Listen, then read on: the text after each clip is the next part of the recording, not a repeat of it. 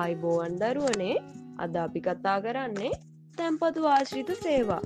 මොනවද මේ තැන්පතු ආශ්‍රිත සේවා කියලා බලමු. ව්‍යාපාරිකයන්ගේ තියෙන අතිරික්ත මුදල් තැන්පත් කිරීම සඳහා ගනුදෙනු කිරීමේ පහසුව සඳහා වාණිජ බැංකුව විසින් පවත්වාගෙන යනවා පුතේ විවිධ සේවා. අන්න ඒවට තමයි කියන්නේ අපි තැන්පතු ආශ්‍රිත සේවා කියලා. විවිධ තැන්පතු වර්ග 3ක් තියෙනවා පුතේ ඔයාලට කතා කරන්න. පළවෙනි එක තමයි ඉතිරි කිරීමේ ගිණුම්. දෙවෙනි එක තමයි පුතේ ස්ථාවර තැන්පතු ගිණුම්. තුන්වෙනි එක තමයි පුතේ ජංගම ගිණුම්. දැන් අපි මේ තුන ගැන වෙන වෙනම කතා කරමු. මේ ගිණුම් මොනවද? ලක්ෂණ මොනවද? කියන එක අපි වැඩිදුරට කතා කරමු. හරි පුතේ, අපි බලමු ඉතිරි කිරීමේ ගිණුමක් කියන්නේ මොකක්ද කියලා.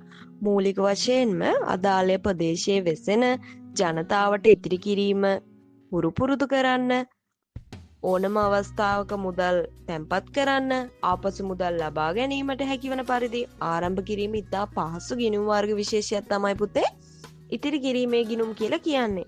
උදාහරණ බලන්න පුතේ. රන් කැකුළු ගිණුම, යස් ගිණුම, සිසු දාන ගිණුම. පුතේ මේ ගිණුම් තනිව සහ බද්ධව මේ ගිණුම් ආරම්භ කරන්න පුළුවන්. දැන් යම් පුතේ අපි ඉතිරි කිරීමේ ගිණුමක් ආරම්භ කරපුවාම තියෙන ප්‍රයෝජන මොනවද කියලා බලන්න. මුදල් වලට ආරක්ෂාවක් ලැබෙනවා, පොලි ආදායමක් ලැබෙනවා, ඕනෑම වෙලාවක මුදල් තැන්පත් කරන්න සහ ඕනෑම වෙලාවක මුදල් ආපසු ගන්න පුළුවන් වෙනවා. අනිත් එක තමයි හරපත් මගින් ගෙවීම් කිරීමට හැකියාවක් ලැබෙනවා. ඔය ටික තමයි පුතේ ඉතිරි කිරීම ගිණුම ආරම්භ කිරීමේදී ලැබෙන ප්‍රයෝජන ටික. මං හිතනවා දැන් ඔයාලට ඉතිරි කිරීමේ ගිණුමක් කියන්නේ මොකක්ද සහ ඒකේ තියෙන ප්‍රයෝජන ටික පැහැදිලි වෙන්න ඇති කියලා. ඊළඟට අපි කතා කරමු පුතේ ස්ථාවර තැන්පතු. මොකද්ද මේ ස්ථාවර තැන්පතුවක් කියන්නේ? යම් නිශ්චිත මුදලක් යම් නිශ්චිත කාලයක් සඳහා එකඟ වූ නිශ්චිත පොලි ප්‍රතිශතයක් යටතේ තැන්පත් කරන ලබන ගිණුම් විශේෂයකට තමයි පුතේ අපි කියන්නේ ස්ථාවර තැන්පතු කියලා. පුතේ මේ ස්ථාවර තැන්පතු හිතන්නකෝ අපිට දැන් අපි නිශ්චිත කාල සීමාවක් දක්වානේ මේක දාන්නේ. මේ ස්ථාවර තැන්පතුව දාන්නේ. හැබැයි පුතේ ඒ කාල සීමාව යන්න කලින් අපිට මුදල් ඕන වුණොත් එහෙම ආපසු ලබා ගැනීමේ හැකියාවක් තියෙනවා. හැබැයි පුතේ අපි ඒ අවස්ථාවේදී අපිට අර නිශ්චිත වුණ පොලි ප්‍රතිශතයක් තියෙනවනේ. ඒ පොලිය හම්බ වෙන්නේ නැහැ අපිට. අපිට හම්බ වෙන්නේ සාමාන්‍ය ඉතිරි කිරීම ගිණුමක පවතින පොලි ප්‍රතිශතය තමයි. ස්ථාවර තැන්පතු වල ලක්ෂණ ගැන අපි බලමු පුතේ. පළවෙනි එක තමයි පුතේ යම් නිශ්චිත කාල සීමාවක් දක්වා තැන්පතු පවත්වාගෙන යාම. අනිත් එක තමයි පුතේ තැන්පතු කාලය සහ මුදල අනුව පොලි ප්‍රතිශතය වෙනස් වෙනවා පුතේ. අනිත් එක සාමාන්‍ය ඉතිරි කිරීම ගිණුම් වලට සාපේක්ෂව හම්බෙන පොලි ප්‍රතිශතය වැඩි පුතේ. ස්ථාවර තැන්පතු වල ලක්ෂණ තව ටිකක් බලමු පුතේ අපි.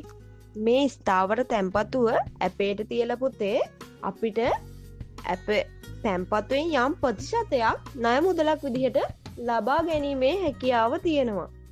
අනිත් එක තමයි මේ ස්ථාවර තැන්පතුවක් ආරම්භ කරන්න පුතේ අපිට කොයිම වෙලාවකත් ගිණුමක් අවශ්‍ය වෙන්නේ නැහැ. ගිණුමක් නොමැති විටත් අපිට මේ ස්ථාවර තැන්පතුවක් ආරම්භ කිරීමට හැකියාවක් තියෙනවා. මං හිතනවා දරුවනේ ඔයාලට මේ ස්ථාවර තැන්පතු සහ ස්ථාවර තැන්පතුවක් තියෙන ලක්ෂණ ටික පැහැදිලි වෙන්න ඇති කියලා. දැන් බලමු පුතේ අපි ජංගම ගිණුමක් කියන්නේ මොකද්ද කියලා. ජංගම ගිණුමක් කියලා කියන්නේ පුතේ ව්‍යාපාරිකයන්ගේ තම ව්‍යාපාර ගනුදෙනු පහසු කර ගැනීම සඳහා චෙක්පත් මාර්ගයෙන් ගනුදෙනු කිරීමට බලපත්‍රලාභී වාණිජ බැංකු තුල පමණක් ආරම්භ කොට පවත්වාගෙන යන ගිණුම් විශේෂයක් තමයි පුතේ ජංගම ගිණුමක් කියන්නේ.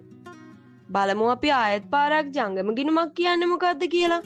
ව්‍යාපාරිකයන්ට තම ව්‍යාපාර ගනුදෙනු පහසු කර ගැනීම සඳහා චෙක්පත් මගින් ගනුදෙනු කිරීමට බලපත්‍රලාභී වාණිජ බැංකු තුල පමණක් ආරම්භ කොට පවත්වාගෙන යන ලබන ගිණුම් විශේෂයක් තමයි පුතේ ජංගම ගිණුමක් කියලා කියන්නේ. මේ ජංගම ගිණුමකට පුතේ කොයිම අවස්ථාවකවත් පොලි ආදායමක් ලැබෙන්නේ නැහැ. හැබැයි පුතේ ව්‍යාපාරිකයන්ගේ යම් ගාස්තුවක් අය කිරීමක් කරනවා. දැන් බලමු පුතේ අපි ජංගම ගිණුමක් පවත්වාගෙන යාමෙන් තියෙන වාසි මොනවද කියලා. ව්‍යාපාරිකයන්ට පුතේ චෙක්පත් මගින් ගනුදෙනු කරන්න පුළුවන්. බැංකු අයිරා පහසුකම් ලබා ගැනීමට හැකියාව තියෙනවා. ඍජු ප්‍රේෂණ රැස්කිරීමේ හැකියාව තියෙනවා. ස්ථාවර නියෝග මත ගෙවීම් කරන්න පුළුවන්. මාසෙ අවසානයේ පුතේ බැංකු ප්‍රකාශනයක් ලබා ගැනීමට හැකියාව තියෙනවා. ඔය ටික තමයි පුතේ ජංගම ගිණුමක් පවත්වාගෙන යාමේ තියෙන වාසි ටික. මං හිතනවා ඔයාට මේ ජංගම ගිණුම කියන්නේ මොකක්ද? ජංගම ගිණුමේ ඇති වාසි මොනවද? වෙනකොට පැහැදිලි වෙන්න ඇති කියලා. බලමු පුතේ අද කතා කරපු කොටසේ සාරාංශයක් විදිහට. අද අපි කතා කරේ පුතේ තැන්පතු ආශ්‍රිත සේවා. මොනවද මේ තැන්පතු ආශ්‍රිත සේවා කියන එක කතා කරා. තැන්පතු ආශ්‍රිත සේවා මොනවද කියලා බැලුවා පුතේ. තැන්පතු ආශ්‍රිත සේවා තුනක් තියෙනවා පුතේ. බලන්නේ තුන මොනවද කියලා. අපි කතා කරා පළවෙනියටම පුතේ ඉතිරි කිරීමේ ගිණුම්. දෙවෙනියට කතා කරා පුතේ ස්ථාවර තැන්පතු. තුන්වෙනියට කතා කරා අපි ජංගම ගිණුම්. අපි කතා කරා ඉතිරි කිරීම ගිණුමක් කියන්නේ මොකක්ද?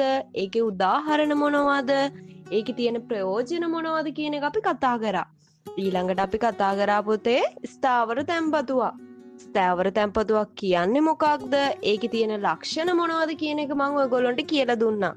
ඊළඟට අපි කතා කරේ පුතේ ජංගම ගිණුමක්. ජංගම ගිණුමක් කියන්නේ මොකක්ද? ජංගම ගිණුමේ පවතින වාසි මොනවද? ඒ ටික තමයි පුතේ අපි අද කතා කරපු කොටස. මං හිතනවා ඔයාලට ඒ කොටස පැහැදිලි වෙන්න ඇති කියලා. එහෙනම් දරුවනේ ඊළඟ වීඩියෝ එකෙන් ආයෙමත් ඉක්මනට හමු වෙන තුරු ඔයාලා හැමෝටම සුබ දවසක්. මම දසුනි සේනානායක. නිසක ඒ සමර්ථයක් සඳහා නොවර්දින තේරීම දසුනි සේනානායක.